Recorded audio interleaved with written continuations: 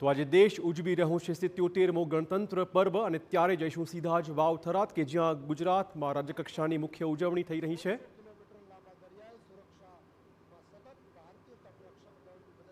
પ્રજાસત્તાક પર્વના આ પાવન અવસરે આપ સૌને હાર્દિક શુભકામનાઓ પાઠવું છું। 26મી જાન્યુઆરી 1950 ના ऐतिहासिक दिवसे જ્યારે ભારતે પોતાનું બંધારણ અપનાવ્યું ત્યારે વિશ્વના સૌથી મોટા લોકતંત્રના આત્મા સન્માનને સૂર્યોદય થયો હતો। દેશ દુનિયાનું સૌથી મોટું લોકતંત્ર દેશ બન્યું હતું। આજે આપણે એ જ આત્મસન્માન અને ગૌરવ સાથે અહીં એકત્રિત થયા છીએ। ડોક્ટર બાબા સાહેબ આંબેડકરના નેતૃત્વમાં ઘડાયેલા સંવિધાન આપણને લોકશાહી, સમાનતા અને ન્યાયના માર્ગે ચાલવાની શક્તિ આપી છે। ગુજરાતની ધરતીએ દેશને અનેક બંધારણ ઘડવૈયાઓ આપ્યા છે, જેમાં કનૈયાલાલ મુનશીજી, ગુલજારીલાલ નંદા, સરદાર વલ્લભભાઈ પટેલ અને મોરારજીભાઈ દેસાઈ જેવા મહારથીઓનો બી સમાવેશ થાય છે।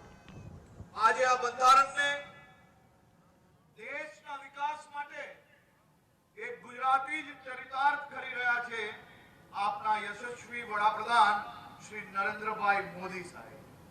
આજના દિવસે ભારત માતાના જયકારની ગુંજ અલગ છે, ઉર્જા આપનારી છે। આજે જ્યારે ગુજરાત પોલીસના જવાનો, ગુજરાત પોલીસની મહિલા ફોર્સ, આપણા ગુજરાતના યુવાન દીકરા દીકરીઓ, સ્ટુડન્ટ પોલીસ કેડેટ હોય કે પછી એનસીસી પોલીસ હોય કે હોમગાર્ડ હોય, પરેડ દરમિયાન જ્યારે એક પછી એક કદમ એક ટીમ તરીકે ગુજરાતની રક્ષાની કાજે જ્યારે આ ટીમના પડી રહ્યા હતા ત્યારે 100% એમની આંખોમાં જે વિશ્વાસ હતો તેનાથી અહીં બેઠેલા અને ગુજરાતના કરોડો નાગરિકોને 100% સુરક્ષાઓ પ્રદાન કરવાનો વિશ્વાસ આજે ટીમ ગુજરાત પોલીસ અને ટીમ ગુજરાતમાં નજરે પડી। પરેડમાં ભાગ લેનાર ગુજરાત પોલીસના સૌ જવાનો અને ગુજરાતના સૌ યુવાન દીકરા દીકરીઓ, તમે ગુજરાતનું ભવિષ્ય છો। તમે સૌ ગુજરાતની ભવિષ્ય છો અને ભવિષ્ય જોડે જોડે આજ ગુજરાત પોલીસ હાઈટેક ગુજરાત પોલીસના રૂપે આવનારા દિવસોમાં ગુજરાતની અંદર કોઈ ઘટના બને તે પહેલા રોકવા માટે સક્ષમ બનવા માટે આગળ વધી રહી છે। આ ગુંજ છે ગણતંત્રની, આ ગુંજ છે સંવિધાનના ગૌરવની, આ ગુંજ છે સૌથી જૂના અને સૌથી મોટા લોકતંત્રની। તિરંગો લહેરાય છે ગગને, લઈને સ્વપ્ન સૌના સાથનું, ગૌરવ છે મને આ માટીનું, ગૌરવ છે મારા ગણતંત્રનું।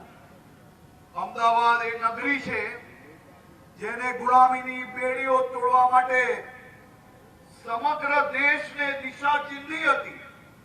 સાબરમતીના સંત મહાત્મા ગાંધીએ જ્યારે અમદાવાદમાં આશ્રમ સ્થાપ્યો ત્યારે આ નગરી સત્ય અને અહિંસાની પ્રયોગશાળા બની।